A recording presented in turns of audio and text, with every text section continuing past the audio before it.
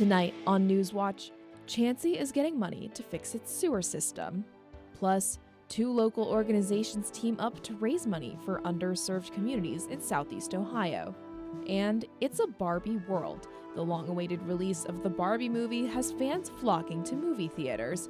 Newswatch starts right now.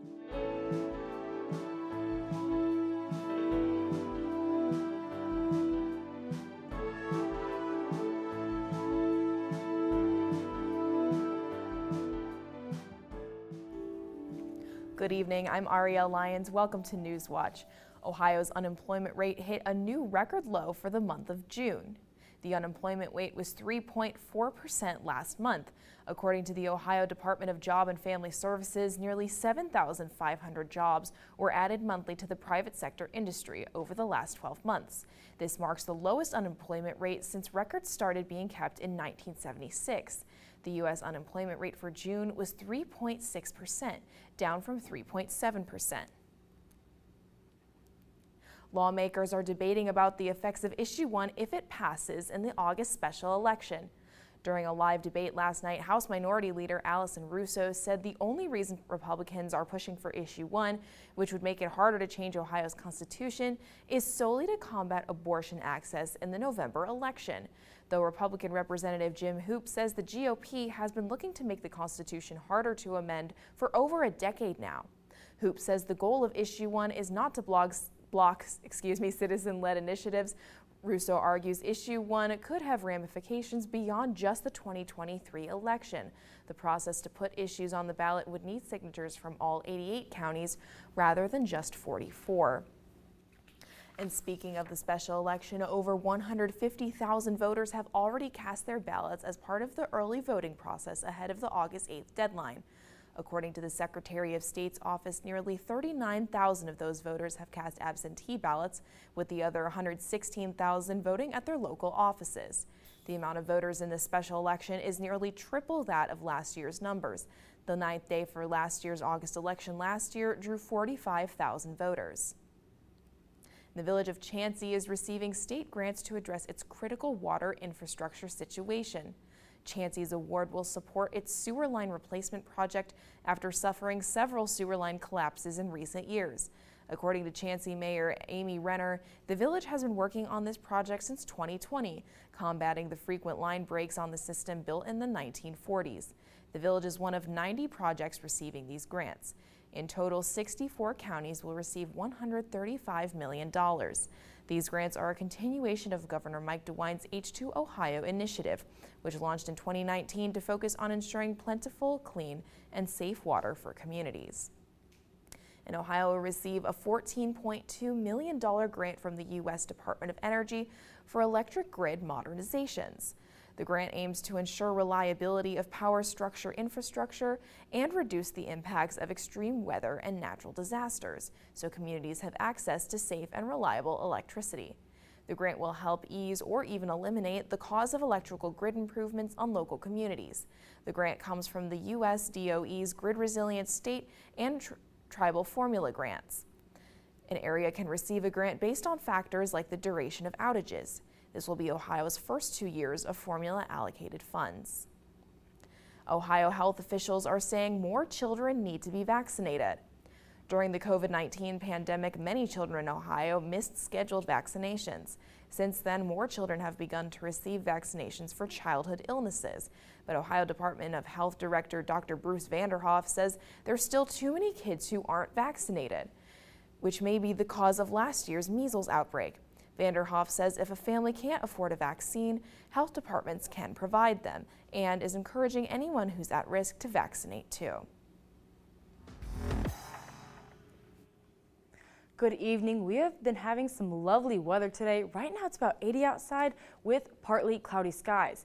Now yesterday we had a pretty active day for weather. We had a low pressure system sort of hanging around the Great Lakes area with a warm front in front of it that helped stir up a lot of humidity and created a lot of instability. So when this cold front came sweeping through in the evening times, it created a lot of convection and created a lot of thunderstorms just sweeping through Ohio. And we have some preliminary reports. Luckily no tornadoes happened in Ohio. We just have a lot of strong winds and hail reports. But right now that low pressure system is now pouring a lot of rain over the New England area. And we're here just seeing a little bit of cloud coverage from this low pressure system sitting just to the south of us with a cold front attached to it. Now tonight we'll see a low of about 56 with mostly clear skies. So if you're in the mood to watch a movie tonight, it's a great night to go do it. Ariel has more on that here in just a second. Thanks, Emily. Like she said, today marks the release of one of the most anticipated films of the summer, Barbie. We now go to Newswatch reporter Connor Woodruff live at the Athena Grand with more on how the Athens community is celebrating a special weekend for movie fans. Thanks, Ariel. Here at the Athena Grand, it certainly looks like we're living in a Barbie world. Athenians and Barbie fans alike are all dressed in their finest pink, celebrating the release of the new Barbie movie.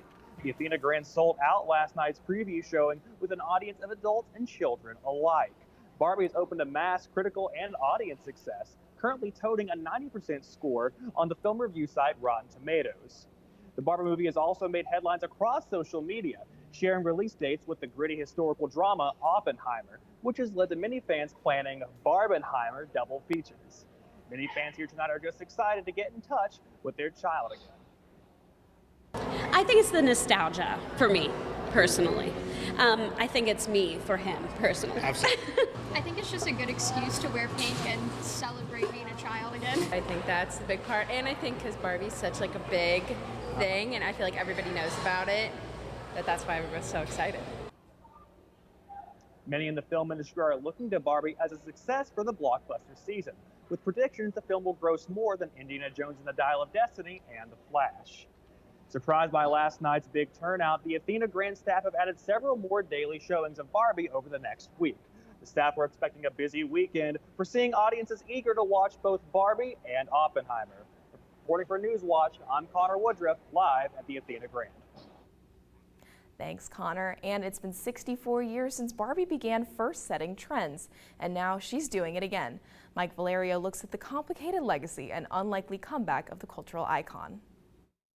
The business of Barbie is hot pink. This summer's blockbuster Barbie movie has retailers and brands rushing to cash in on the nostalgia. I'd say the world has turned pink. It's an incredibly important milestone for the brand. Retailers are hoping cautious consumers will dip into their discretionary spending to buy Barbie-themed merch. More than 100 eager companies, including Aldo, Gap, and Crocs, have signed deals with Mattel, the maker of the iconic doll, to create and sell Barbie-themed clothing, shoes, accessories, and countless other products, including the doll herself. I think I had 24, and they were gone within I'd say within 48 hours. In New York City, Bloomingdale's flagship store, a pop-up shop looking more like Barbie's dream house. Meanwhile, Mattel is also hoping the new film will give Barbie sales a boost after sales in the first quarter of this year fell 22% compared to the same quarter last year. We anticipate that this is going to be an unlock moment of huge monetization potential for the Barbie brand.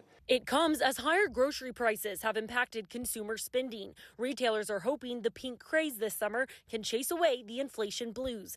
Experts say it gives retailers a creative opportunity to lure in frugal shoppers into their store and convince them to spend their cash. I've seen, more diversity, like in terms of dolls in general. So I will say there's an effort. For Consumer Watch, I'm Cole Higgins. Coming up after the break, a date is set in the classified documents case against former President Donald Trump. Plus, millions of Americans continue to suffer from record-breaking heat. We are expecting really great weather this upcoming weekend and high temperatures next week. Be sure to stay tuned on how this weather can impact you when Newswatch returns. WOUB is recognizing members of our Cornerstone Society. The Cornerstone Society is a group that wants to ensure the future of public media in our region. It includes people across our area who value news, entertainment, and cultural programming, as well as the educational services WOUB provides. Also included are graduates of Ohio University who took part in the WOUB Student Professional Development Program. Thanks to the Cornerstone Society for their generous support. To learn how you can be involved, email woub@woub.org. Did you know that local laws and regulations determine how your estate will be distributed if you don't have a will? Nearly 70% of American adults have incomplete estate plans, and thousands face this problem every day. This season is the perfect time to build out your estate plan and protect the people and programming you care about. Estate planning can seem like a lot to tackle, which is why WOUB Public Media is sharing Free Will, self-help estate planning resources that have empowered more than 350,000 Americans to plan for their futures. An estate plan can help you protect the family, friends, and pets you care most about, plan beneficiaries for your assets, and create a powerful legacy that supports your favorite broadcasting for years to come. To learn more and get started, I invite you to visit freewill.com/WOUB.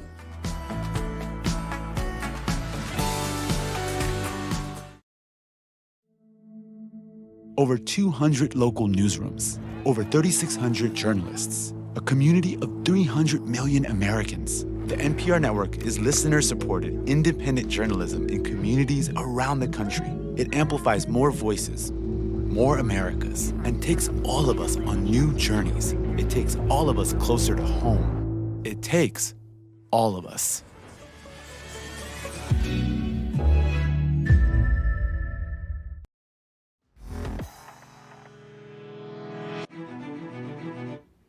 A federal judge has set a date for Donald Trump's classified documents trial. Jury selection is set to begin on May 14th in Fort Pierce, Florida. The 2-week trial period would then begin on May 20th.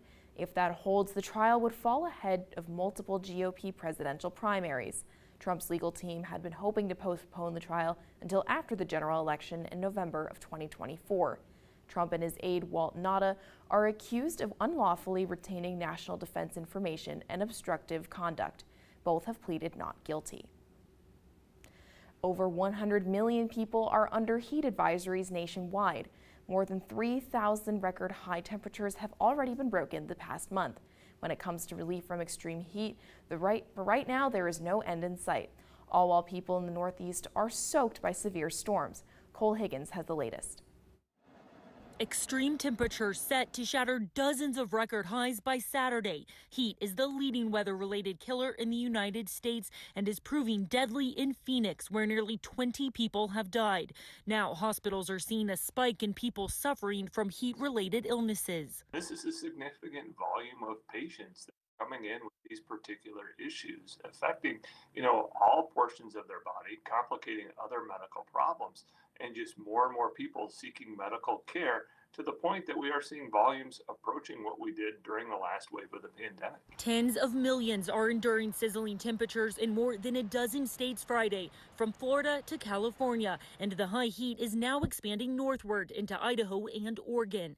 Meanwhile, in Georgia, the wall just collapsed at the gym. Walls crumble at a gym as strong storms strike, collapsing feet away from people, cutting workouts short. Fortunately, when the wall collapsed, everything went to the outside of the building, so there was no damage inside the building or no debris went to the inside of the building. There were more than 300 reports from severe storms Thursday, which knocked out power to hundreds of thousands across several states.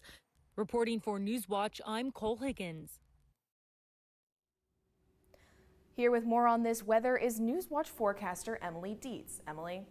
Good evening and happy Friday. We made it to the end of another hot, rainy week. Right now we're seeing temperatures about 80, so a little bit cooler than yesterday since we had a cold front move through, and we're also seeing some partly cloudy skies. Now yesterday we had a big low pressure system sitting over the Great Lakes area, and that has now pushed to the New England area, dumping a lot of rain over there. But for us down here in southeast Ohio, we're seeing a little bit of cloudy sky coverage since we have a low pressure system with the cold front attached to it, and along with that are some winds pushing from the west towards the east. So we're just seeing a little bit of clouds being pushed up into our area. But over the next couple of hours, this system will continue to push to the south, and we'll see things start to clear up, which will be quite nice. But with that clearing is going to come a lot of extreme temperatures. Down south, we have temperatures into the hundreds, and over on the eastern side of things into the mid to upper 90s. And even though here we're looking around the lower 80s and 70s, things are going to warm up. We had that cold front that moved through last night that cooled things off ever so slightly, but since we don't have a lot of weather expected behind us, we're seeing a lot of clear skies. That's just going to heat things up this upcoming week. But for tonight, we're going to see mostly clear skies as things start to move away. We've got a bit of high pressure on the way. We'll see an overnight low of about 56, and it won't be quite as humid, so that'll be a nice break from things. But tomorrow, we'll see a high of about 83 with partly sunny skies. We're expecting a UV index to be close to 8, so it's going to be a hot day. So if you're planning on heading out to the Nelsonville Music Festival this weekend, make sure you're drinking plenty of water because these sun rays are going to be extremely high, and make sure you're also wearing plenty of sunscreen. We have some high pressure that's planning on pushing on into Ohio, and that'll help keep a lot of the clouds away from us. But if you're planning on traveling this weekend instead, especially if you're heading down south, that low pressure system and that cold front is just going to intensify. So Sunday we'll see a lot of these storms start to flare up, especially since we have a lot of warm, moist air coming in from the Gulf, and that's really going to influence a lot of this weather, especially since it's right along that cold front. Now over to the west, you see a couple of pop-up showers going on, but that's not associated with the large pressure system or a large front like we saw yesterday. So these rains are just popping up throughout the day, and they might pop into Ohio on Sunday, leaving us with a small chance of rain, possibly even thunderstorms. But for the most part, we're going to see clear skies with, once again, slight pop-up chance of thunderstorms these next couple of days. But Saturday, partly sunny skies. Make sure you're drinking plenty of water this weekend if you're planning on getting out at all. Sunday, 20% chance of thunderstorms with a high of 85, and we just see that temperature continue to climb. Monday, we're looking at mostly sunny skies, high of about 88, and this is when we're going to see that UV index start to climb as well as our heat index. That's your feels like temperature, so even though it may say 88 or 89 outside, it may feel close to the upper 90s or even 100, so it's a good week to get in the pool, but also make sure you are staying safe in all of this heat. Back to you, Ariel. Thanks, Emily. Admiral Lisa Franchetti is President Biden's pick to head the U.S. Navy. Franchetti is currently serving as the Vice Chief of Naval Operations. She was commissioned in 1985 and has served as the commander of U.S. Naval Forces Korea and Deputy Chief of Naval Operations for Warfighting Development. If confirmed, she would be the first woman in the Navy's history to hold the job and the first woman in the Joint Chief of Staff. However, Franchetti will likely join more than 250 military nominations being held up in the Senate because of Senator Tommy Tuberville. The Republican from Alabama has said he will keep blocking the promotions until the Pentagon changes the policy on reproductive rights. After the break, we speak with two members of the Southern Ohio Copperheads about helping the underprivileged in Southeast Ohio. And to stay up to date on the latest from Newswatch, check us out on Instagram, Twitter, and YouTube.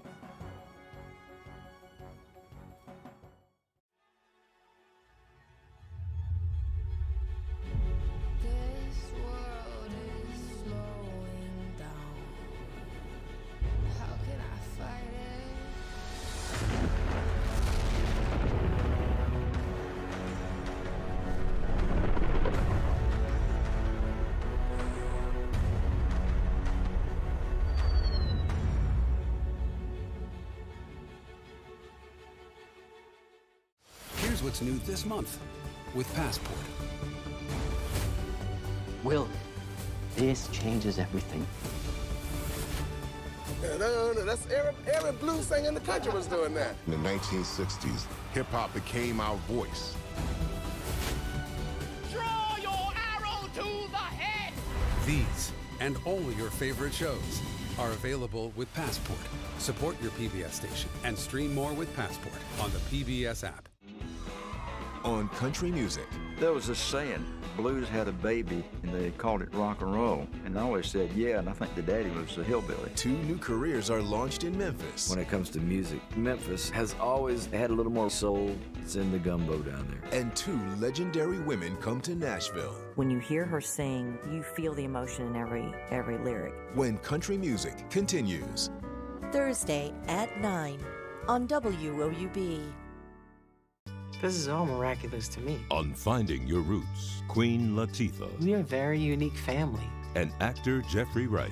There are shadows over a lot of the history in my family. Unexpected stories. So you have a recent white ancestor. I didn't know what we were. From a complicated world. Can you imagine having neighbors who used to own you? I feel these people. This is mind-blowing. Finding Your Roots. Tuesday at 8 on WOUB.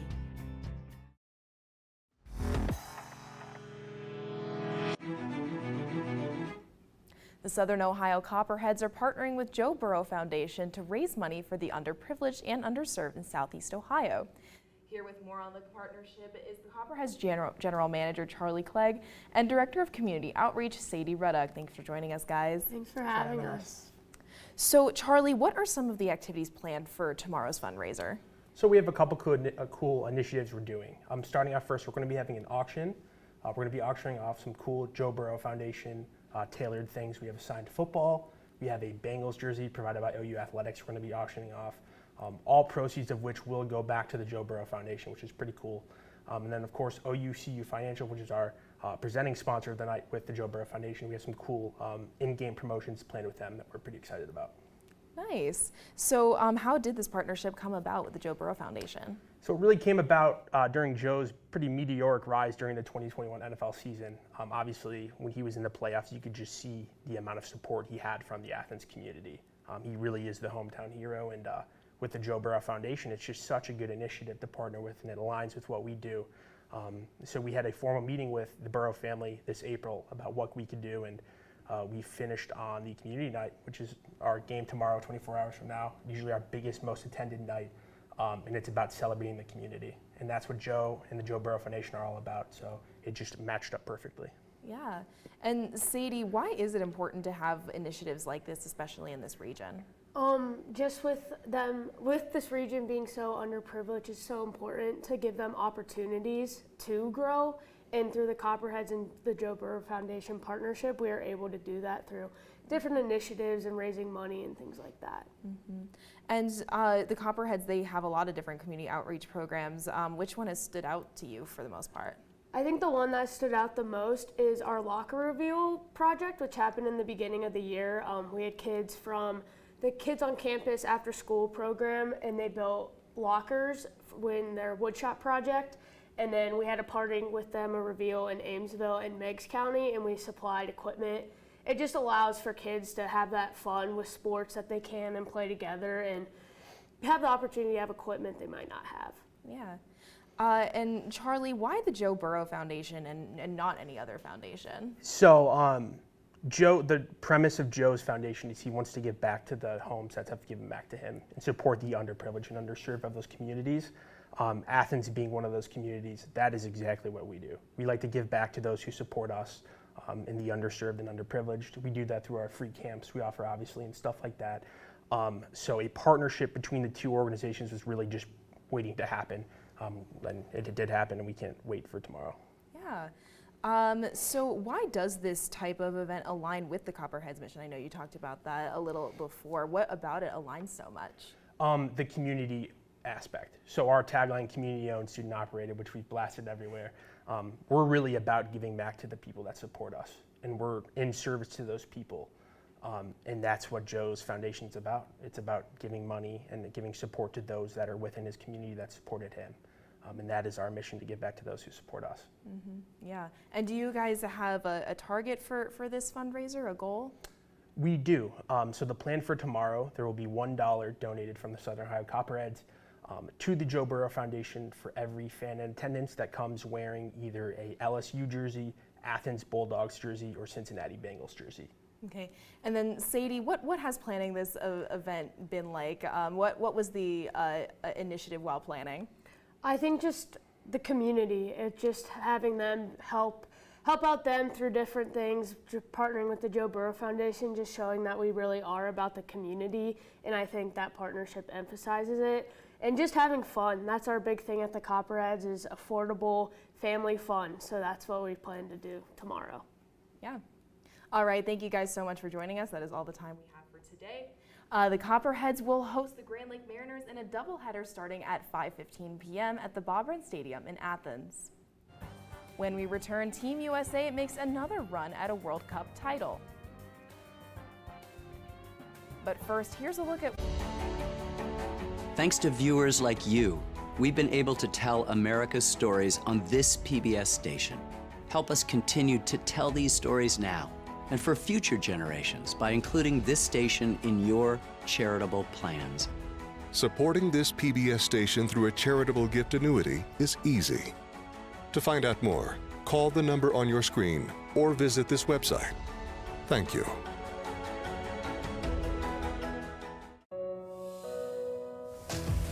knocking me down, but my heart keeps beating. If you know where you come from, you'll know where you're going. I know a brighter day will come. My lovely city became divided. Every bruise and every scar makes us who we are. We were brought up in a culture that valued story. Our stories deserve to be heard. Okay, what just happened? It's moving. My heart is singing. I believe it, yes, I believe it. They could not imagine existence without the buffalo. There's no gospel without the totality of African American culture. Our future looks like us telling our stories. Wow. God, that's satisfying. Who we are. On country music. There was this saying, blues had a baby, and they called it rock and roll. And I always said, yeah, and I think the daddy was a hillbilly. 2 new careers are launched in Memphis. When it comes to music, Memphis has always had a little more soul. It's in the gumbo down there. And 2 legendary women come to Nashville. When you hear her sing, you feel the emotion in every lyric. When country music continues. Thursday at 9 on WOUB.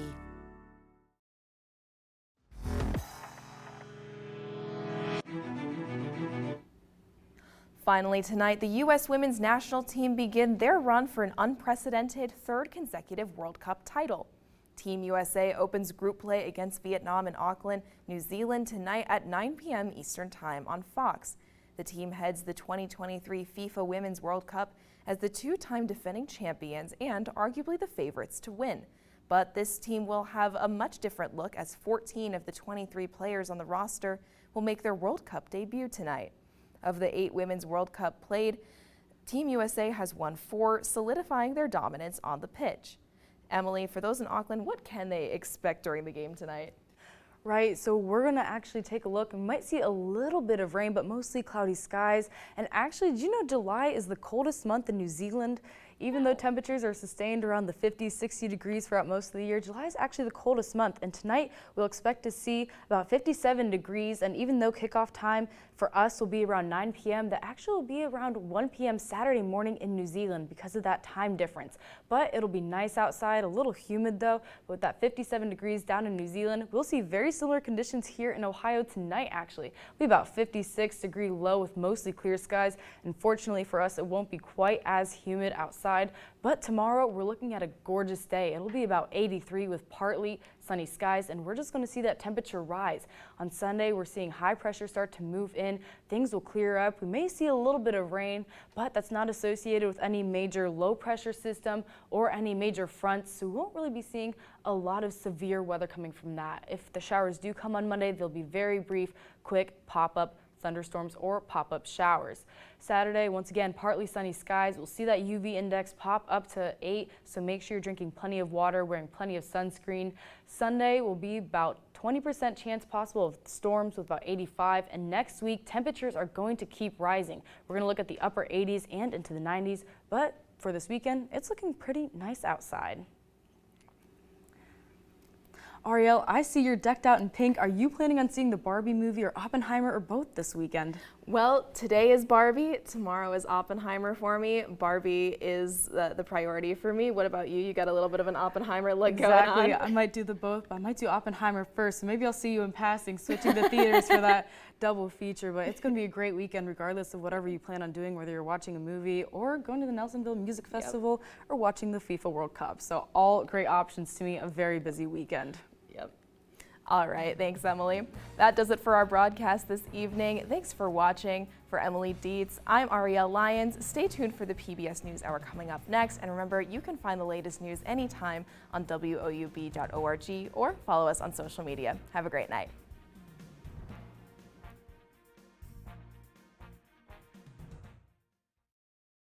This is all miraculous to me. On Finding Your Roots, Queen Latifah. We are a very unique family. And actor Jeffrey Wright. There are shadows over a lot of the history in my family. Unexpected stories. So you have a recent white ancestor. I didn't know what we were. From a complicated world. Can you imagine having neighbors who used to own you? I feel these people. This is mind-blowing.